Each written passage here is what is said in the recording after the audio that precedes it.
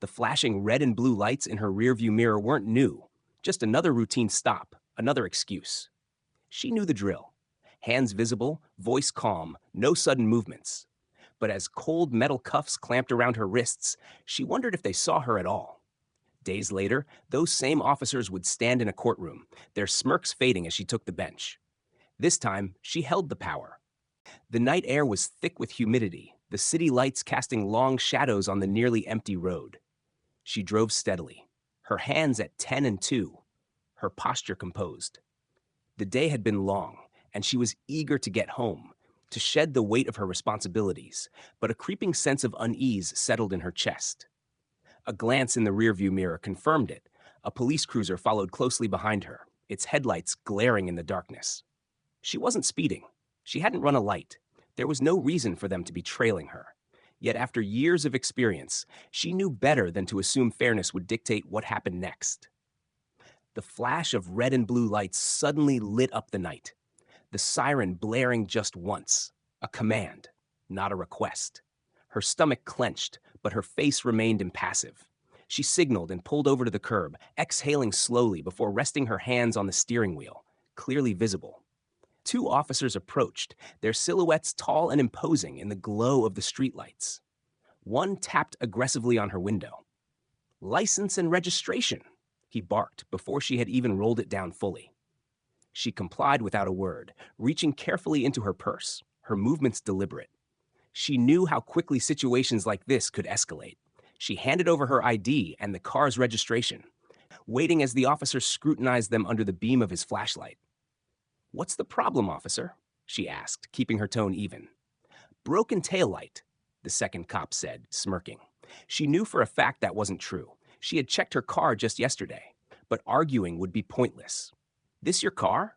the first officer asked, his eyes flicking between her face and the documents. "Yes." "Where are you headed?"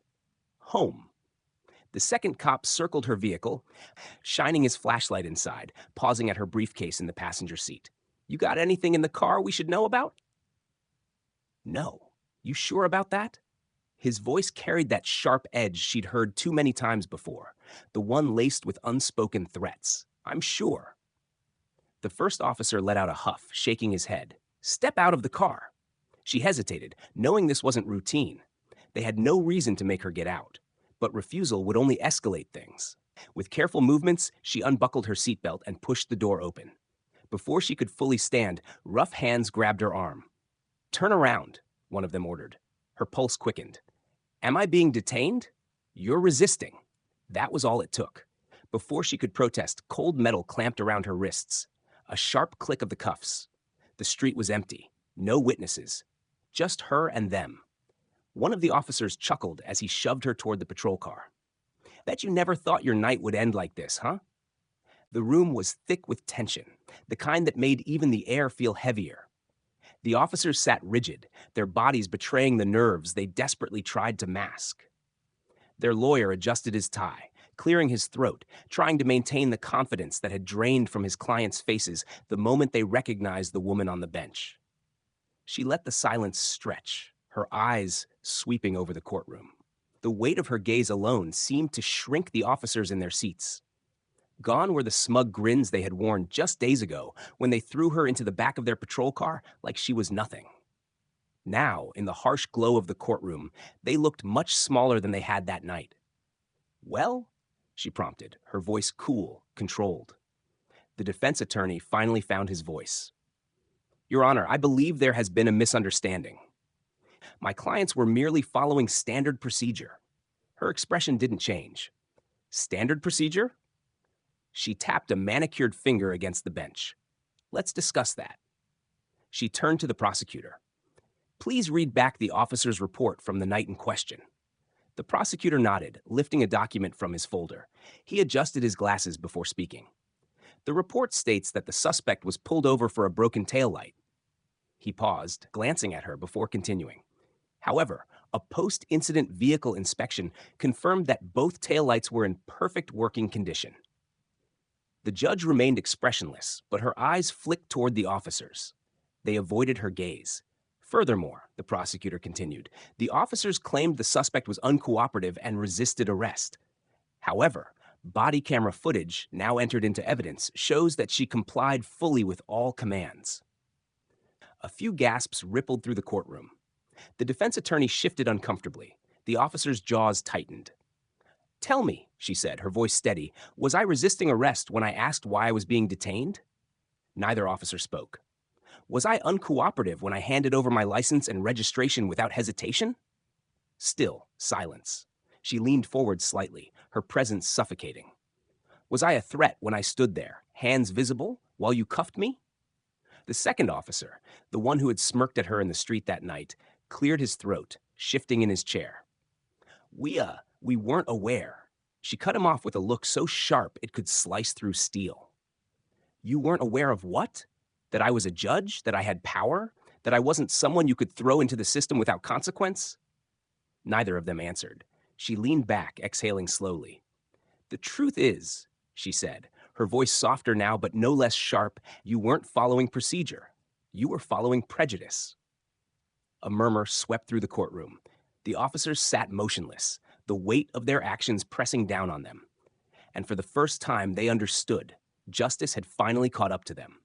The courtroom was silent except for the soft rustling of papers and the distant echo of footsteps in the hall.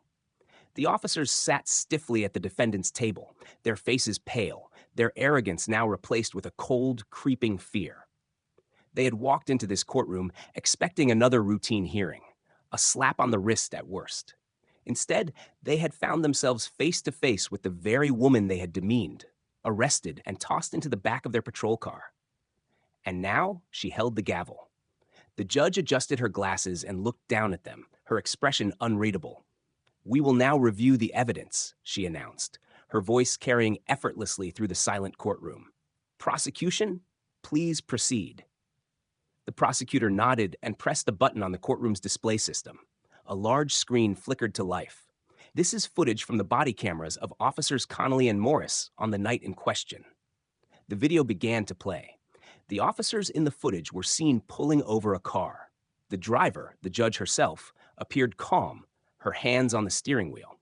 "License and registration," one of the officers barked. The footage showed her handing them over without hesitation. "What's the problem, officer?" her voice asked from the video. "Broken taillight," the second officer replied. The judge in real time kept her face composed, but the courtroom knew what was coming. The prosecutor paused the video. "As established earlier, no taillight was broken. This was a false claim made by the officers." He resumed the footage.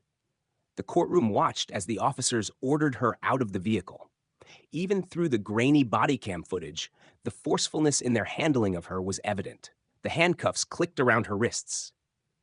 "She was completely compliant," the prosecutor said, pausing the video. "And yet, they claimed she was resisting." The defense attorney stood. "Your Honor, my clients had no way of knowing who they were dealing with. This was not about race or bias. It was..." The judge lifted a single hand and he fell silent. "You're right," she said slowly. "You didn't know who I was. You didn't know I was a judge. You didn't know I had the power to hold you accountable." She paused, letting her words settle over them. "But that's exactly the problem, isn't it? If I had been any other black woman that night, someone without a title, without influence, what would have happened to me?" Neither officer spoke. The judge turned back to the prosecutor. "Continue." The next piece of evidence was a pattern of complaints against the officers. Racial profiling, unnecessary force, intimidation tactics, all dismissed. "You've done this before," she said, looking directly at them. "Many times." For the first time, they had no defense, no badge to hide behind, no power to abuse, and for the first time, justice was staring them in the face. The courtroom was suffocatingly silent as the final piece of evidence was presented. The body cam footage had already exposed the truth, but the revelation of prior complaints against the officers had sealed their fate. No longer could they argue that this was a misunderstanding or a misjudgment. The pattern was clear. The abuse was undeniable. The judge took a deep breath, her hands resting on the bench. She could feel the weight of the moment pressing down on her. But she did not waver. She had spent her entire career fighting for justice, and now justice had finally caught up to the men who believed they were untouchable. She turned her gaze to the officers, who sat stiffly at the defendant's table, their once smug expressions now drained of all confidence. For the first time, they were truly afraid. Not of a suspect on the street, not of the people they had mistreated, but of accountability. "Stand," she ordered. The officers hesitated, then rose, their lawyer looking like he wanted to object, but knowing there was nothing left to say. The judge inhaled slowly, then spoke, her voice steady but firm. "Officers Derek Connolly and James Morris, this court has reviewed the evidence against you and finds that your actions on the night in question were unlawful, abusive, and driven by racial bias." Murmurs rippled through the courtroom. The officers stiffened. Their lawyer opened his mouth, but she continued before he could speak. "This is not the first time you have engaged in such behavior," she said. "Your records show repeated instances of racial profiling, excessive force, and false reports. You have hidden behind your badges, using them as weapons rather than symbols of protection. But today, that ends." The officers shifted uncomfortably, their hands clenching into fists at their sides. "This court finds you guilty of unlawful detainment, excessive use of force, and misconduct in office," she declared, her voice unwavering. "Officer Connolly, Officer Morris, you are hereby stripped of your positions in law enforcement, effective immediately." A gasp erupted from the back of the courtroom. The officers' eyes widened in shock. They had expected a suspension, sensitivity training, maybe even probation. But this was unthinkable. The judge wasn't finished. "Additionally, I am recommending criminal charges be pursued against you for your actions that night." She glanced at the prosecutor, who gave a slight nod. "You will not walk away from this unscathed." Connolly shook his head, his face red with frustration. "Your Honor, this isn't fair. She raised a hand, silencing him. "Fair?" she echoed, her gaze cutting into him like a blade. "Was it fair when you threw me into the back of your cruiser without cause? Was it fair when you humiliated me on the street, assuming I was just another powerless black woman?" His mouth snapped shut. She looked at them one last time. "This is justice, and for once, it applies to you too." The verdict sent shockwaves through the courtroom. The officers stood frozen, their expressions shifting between disbelief and fury. The weight of what had just happened pressed down on them like an anvil. No badge to shield them, no system to cover for them, no loophole to slip through. For the first time in their careers, they were being held accountable. The judge gathered her papers with slow precision, her face unreadable. The gavel had fallen, the decision final. But she knew this moment was bigger than just two officers losing their jobs. It was a crack in the foundation of a system that had protected men like them for far too long. As the courtroom began to empty, a few reporters hurried outside, already preparing their headlines. Court officers escorted the disgraced former policeman out through the back, their shoulders stiff with the weight of humiliation. The people in the audience, many of them black, many of them survivors of similar mistreatment, watched with quiet satisfaction. The judge stepped down from the bench, her back straight, her footsteps steady as she walked through the halls of the courthouse. Colleagues passed her, some nodding in approval, others keeping their heads down, unwilling to acknowledge what had just happened. She understood. Change made people uncomfortable. Outside, a crowd had gathered. News cameras flashed. People held signs, some calling for deeper reform, some simply celebrating the rare sight of justice being served against law enforcement. A woman stepped forward, an older black woman with streaks of gray in her hair and lines of experience etched into her face. "You did what they never do," she said softly, her voice thick with emotion. The judge met her gaze and nodded. It was time. More people came forward, shaking her hand, thanking her. Not just for herself, but for every person who had ever been stopped unfairly, mistreated, or silenced. The officers' firing sent ripples through the department. Internal investigations reopened. Policies were questioned. The public demanded more transparency, more accountability. Some officers grumbled, seeing it as an attack on their profession. Others, the ones who had long watched corruption fester in silence, saw it as an opportunity to do better. Weeks later, the city council proposed new legislation, mandatory racial bias training, stricter oversight for officers with multiple complaints, and a new division dedicated to investigating cases of misconduct. It wasn't everything, but it was a start. Late one evening, The judge sat in her office, staring out the window as the city hummed below. She thought of all the cases that had come before this one, all the names that never got justice. She knew this wouldn't fix everything. It wouldn't erase the years of pain, the lives lost, the trust broken. But tonight, she had done something that mattered. And maybe, just maybe, it would be the first step towards something bigger.